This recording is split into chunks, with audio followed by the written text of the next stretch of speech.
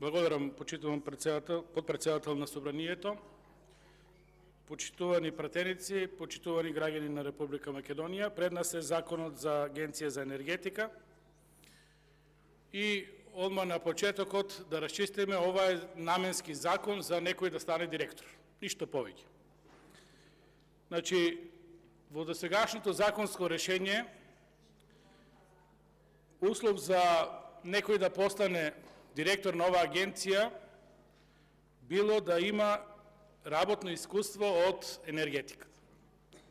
Нешто сосема рационално како решение, затоа што оваа агенција со новиот закон за енергетика има многу сериозни обврски, многу сериозни надлежности и треба да представува коректив на се она што беше недостаток во сферата на енергетиката.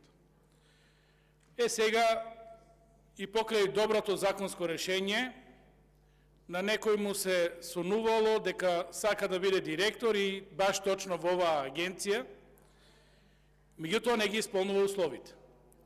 Толку е кадар на нашата влада, толку сме ние како собрание битни во општеството, си правиме измена на законот со цел да ги измениме условите кој може да стане раководител на оваа агенција за енергетика, односно директор на истата.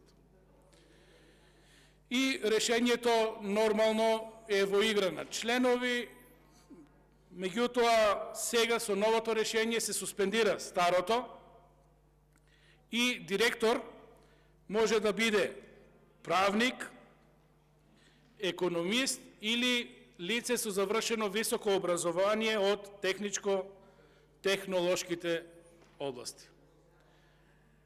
Во ова решение, во овој член, очигледно се наоѓа пуленот на владата, кој треба да биде директор на оваа агенција. И сега доаѓаме до клучното прашање. Што работи владата? Значи, владата носи закони кои после ги менува само и само да одговори на кадровски решенија кои 100% се партизирани и само да одговори на задоволување на апетитите на одредени личности.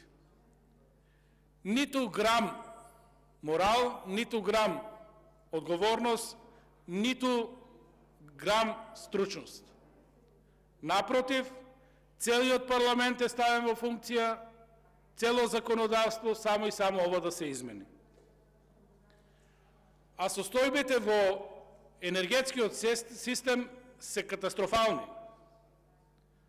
Во меѓувреме се случува повторно да крадеме струја од енергетскиот дистрибутивен систем, затоа што нема крај на неспособноста на водењето на овој енергетски сектор, нема крај на манипулациите, на злоупотребите, на искористување на државните и македонски ресурси.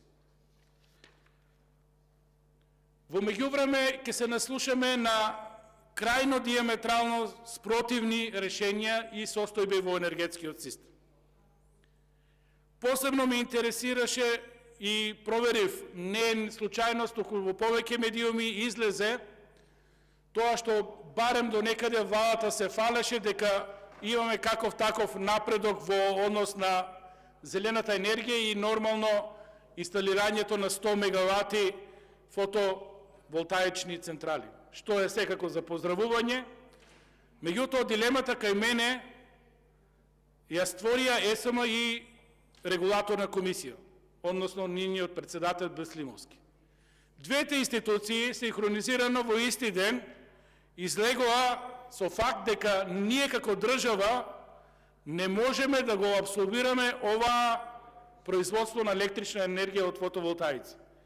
И дека во летото, кога ќе се зголеми продукцијата на електрична енергија од фотоволтаици, нормално со зголемување на сончевите денови и време траењето на сончевиот период, рекоа дека може да настанат несакани последици за дистрибутивната мрежа и дека во иднина ова мора да се реши со помош на батерии.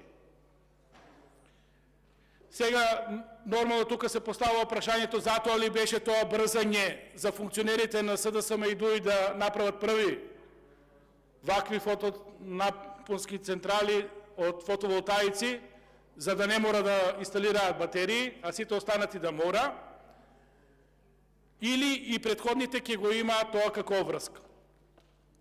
Иако тамо е строго регулирано во однос на дистрибутивната мрежа, секој кој ќе се приклучи на мрежата, пропорционално ќе учествува во модернизирање на истата, за да може да таа биде во функција. Односно трошокот ќе се пропорционално раздели. И тоа во некаде е уред. За сега, кога биравме реконструкција на владата или разрешување на министри, не знам што, бирање на министри, премиерот на владата, кој директно не е вклучен во овој бизнис, а индиректно, фамилиарно и преку роднински врски е вклучен во овој бизнис, рече дека оваа година очекува нови 300 до 400 мегавати ново инсталирана мокност од фотоволтаици. Отворено прашувам, дали бродот има капетан? Значи, одговорните институции, ЕСМ и регулаторна викат, не можеме повеќе, премиерот вика, фураме уште 300-400 нови, 3 до 4 пати повише од сегашните инсталирани капацитети. Кој е во право? Овие работи мора да се решат покрај друго и во Агенцијата за енергетика. Затоа е формирана. Затоа треба стручно лице да биде директор на оваа агенција, за да се расчистат овие работи. Затоа ни треба независна енергетска регулаторна комисија, која нема да подлегнува на политиката. Напротив тоа, ние стручноста ја заменуваме со партизација и нестручност. И сакаме да одговориме на прашањето како ќе ја менаџираме енергетската криза и топлинската криза. Почитувани граѓани, никако. Со луѓе кои гледат интереси, кои гледат можни сделки, кои посвесно, свесно влегуваат во криминал, не можете да разрешите енергетски работи во една држава. Самите чинители на секторот се во конфликт, во коалиција помеѓу себе. Сите сакаме собствена домашна македонска енергија. Сите сакаме обновливи извори на енергија. Меѓутоа, дајте, подготвејте го системот. Дајте, направите правила на играта. Тоа треба да го направи оваа агенција, тоа треба да го направи баш овој директор. Како ќе го направи без соодветно образование, без знаење? Ќе му сервираат овој, ќе му сервира тој. Кој ќе победи? Ќе победи политиката, ќе победи владата и премиерот и сите оние кои притискаат врз него. Утре ќе се сложи со штетни одлуки кои ќе бидат на штета на енергетскиот систем. И што ќе се направи повторно? Ќе плаќаме пенали.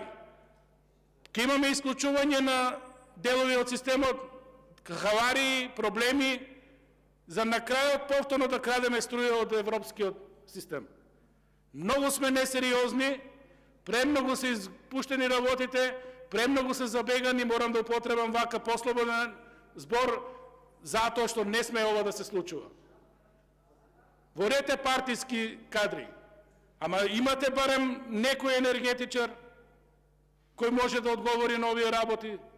Зашто го спуштате нивото на луѓе кои немат никакво познавање од ова проблематика?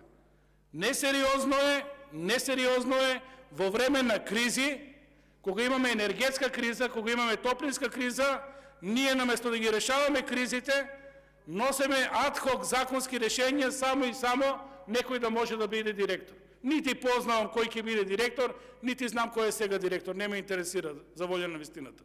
Затоа што и ништо не очекувам од овие институции. Ама немојте да ги продлабочувате дубиозите, немојте да ги продлабочувате проблемите.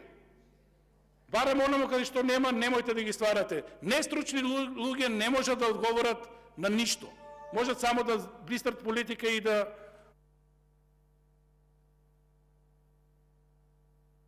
Реплика Коле Чарак.